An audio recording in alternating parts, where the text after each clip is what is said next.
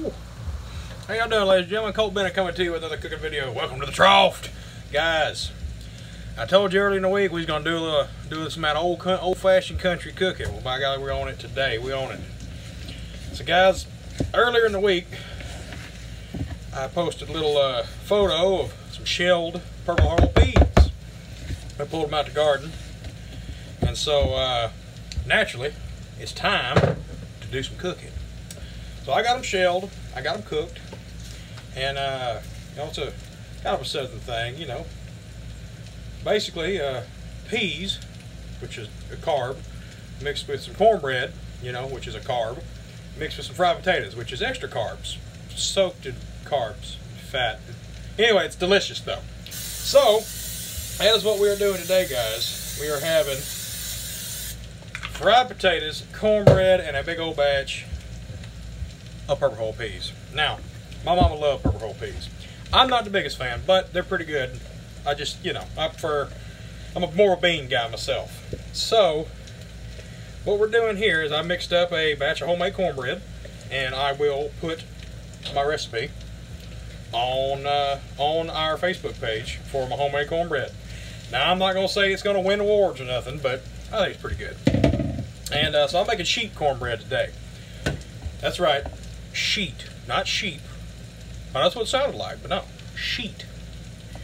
And what you do is you take your cornbread mix, or your batter mixture, like this, and then you spread it out kind of thin on your sheet.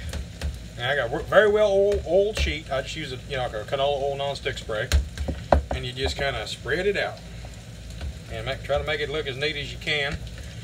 Not, you know, keeping in mind that you're going to eat it, so it really don't matter what it looks like, just as long as it tastes good. We're going to spread it out best we can there. Try to make it all about the same thickness if possible. No guarantees. Maximum effort. But anyway, so there is my sheet cornbread. Now, guys, like I said, it's going to go, I will have the recipe for this on the Facebook page. So let's take a look. Pride and Joy here, been cooking all day. All right, let me get these. Now, I like to cook. Let's see if we can. There we go, guys. What do you think? You see that okay? That, bam, that is our purple hull peas. Now, it's real simple. Ooh, back up again. There we go. I cook them in a crock pot, so I cook them low and slow all day. So they get the right tenderness, and they're good. So, what we do with them is, you know, of course, after you shell them, you wash them real good. Then you put them in there, in your crock pot, and I put it on low, and I fill them up till there's about a ½ inch of water over top of them, maybe 3/4 of an inch. And then I throw in there, I throw in a little bit of bacon. Now you can throw in like a hog maw or you know, some pig feet or whatever you're gonna throw in there, some knuckles or whatever.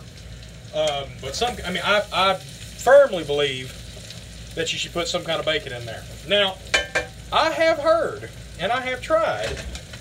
Uncle of mine, he puts in a smoked turkey leg, and it turns out very, very good. So there's something to be said there. I hadn't quite given it a try myself. I don't tend to, you know, I don't tend to stray away from my what I know works. But anyway, but you put your meat in there for a little bit of seasoning, a little bit of garlic, a little bit of onion. I use a garlic and onion powder. And yeah, that's about it. You let it cook all day on low until they get good and tender, and that's where we're at. So we got the peas. They're done, ready to go. Cornbread's going in the oven right now. I'm going to put it in there at 325. Oven's preheated. Cornbread's in. Won't take long because it's going to be real thin, kind of crunchy. And then, of course, oh yeah. Oh, who doesn't love fried potatoes? If you don't, there's something wrong with you. You're not American, or at least not Southern anyway. So, I'm getting excited about it. Look here. Big dog's on the floor. Yep. He's excited about it too. He knows he's going to get a plate too. He's like, get your potatoes done, boy. Anyway, so I cut my potatoes up kind of small. And I always throw in a little onion. And you could use bell pepper or poblano or whatever. I throw in some Anaheim chilies. So you get a little bit of sweet, get a little bit of heat. They're pretty good. And then some onion and, salt, pepper, garlic, little onion powder. And that's it. Now the key is some of you don't know this, but when you're doing your fried potatoes, see, you got to do this. You got to do this little thing, and you spray the pan first with non-stick spray, which is just, you know, aerosolized oil. But you spray it down, then you throw your taters in and get them going. You know, and right now they're cooking in between medium and medium high. They're cooking. You throw them around a little bit. Throw your onions, your bell pepper, and everything in, but you don't throw your seasoning in yet. I don't know. You do your cooking. And when the potatoes start to try to stick a little bit, pour in a little bit of oil, just like regular, whatever kind of oil you like. Just a little bit of oil and roll them around, all the potatoes all around in there, and then this is still gonna stick a little bit because it's just part of it. And you always use cast iron skillet. I'm telling you now, cast iron skillet, by God. Oh man, it's gonna be good. Good.